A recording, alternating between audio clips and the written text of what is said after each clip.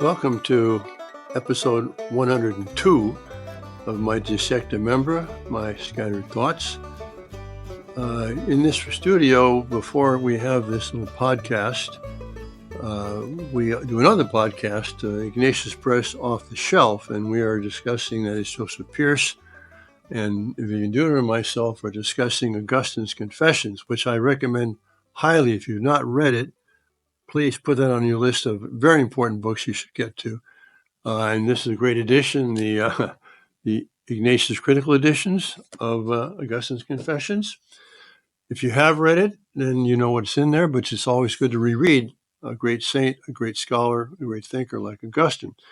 But those who read it will know that he goes into he spent his life externally in sensual pleasures and so on, and that eventually led him to think about himself within and his own memory of these sensual perceptions and so on. But he ends up realizing that he's been outside of himself and God's been within himself. And he refers to God as interior intimo meo, more within. God is more within me than I am within myself. And the interesting Latin here that, adjectives have three forms, 3 degrees of positive, comparative, superlative, like good, better, best, or, lazy, lazier, laziest. In Latin, the positive here is intus.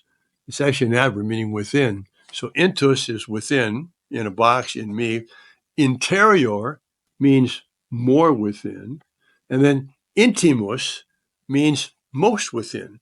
So Augustine's saying, I found that God is interior, more within, intimo meo, than my deepest within. He'll also say that God is superior summo meo. Again, you've got the 3 degrees of comparison. You've got the positive, which is super, means above, and superior means more above, and supremus or summus means the highest. So God is both interior intimo meo, says Augustine, and superior summo meo, higher than the highest in me. So that's a good thing to reflect upon and to integrate into your prayer as you're preparing for your prayer, realizing that God is within you. But it's also true to say that God is, or that I am, interior intimo suo, that I am more within God than even God is within himself. Because it's not just that God's in me, it's also that I am in God. Not just that God is in you, but you are in God.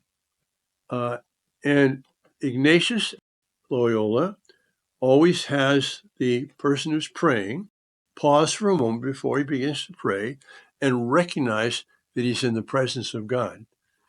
And this is one way to do that.